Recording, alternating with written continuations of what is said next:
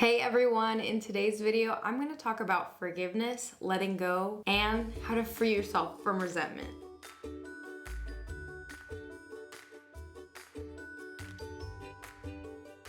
Hello, it's Stephanie, and I'm a certified professional life and relationship coach. If you're new here, please make sure to like and subscribe to my channel. Also, I want to say a big thank you to all of my current subscribers. I would also love to hear from you, so go ahead and tell me what you're working on forgiving and what's holding you back. Also, I have some links to some really helpful resources in the description box below, so make sure to check that out before you go. So if you're ready, let's dive in. I'm gonna go ahead and guess that at some point in your life you've been deeply hurt, betrayed, or even bullied. And all those things can cause deep emotional pain. But I'm also gonna guess that you've heard the saying that resentment is like drinking poison and waiting for the other person to die. The only person you're hurting is yourself. And believe me, I get it. This pain can be so strong that it can disturb every aspect of your life. And it can make it incredibly difficult, if not impossible, to focus on anything outside of that pain. So what are you supposed to do? Well, I'm gonna tell you from firsthand experience that there are very few things as powerful as forgiveness. It's not surprising that forgiveness is encouraged by modern schools of thought such as psychology and in ancient teachings such as lessons found in the Bible and in Buddhism. Even then, some of us may be open to forgiving, but we don't even know how. Or we may not even be sure if we're able to forgive. So what really is involved in forgiveness? Well, the first thing is actually knowing what forgiveness is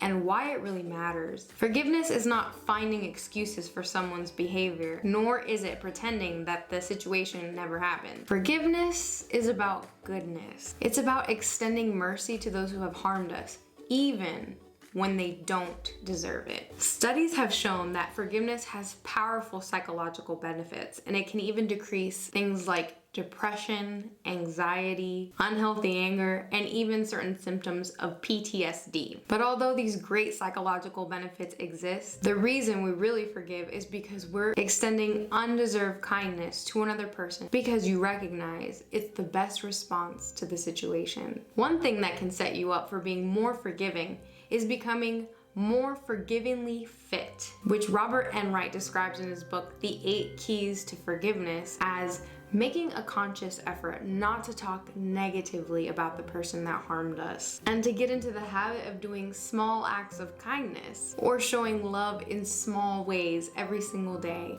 Things like smiling at that frazzled grocery store cashier, or going out of your way to make someone's day a little bit easier. Giving love when unnecessary helps to strengthen the love muscle and makes it a lot easier to show compassion to everyone. Another way to look at this is to show love even when someone harms you in everyday life. Like, for example, stopping yourself from honking the horn when someone cuts you off in traffic, or holding your tongue when your spouse snaps at you, and instead going and giving them a hug. Also, try to become self-aware and mindful about when you're operating from a place of pride and power, which can make you feel entitled and make it so much more difficult to let go of resentment. When you find yourself in this mindset, try to become intentional about extending mercy and kindness. Another thing that can help you move towards forgiveness is trying to develop empathy for the person. Try to examine some of the details of that person's life and try to see what wounds that person is carrying,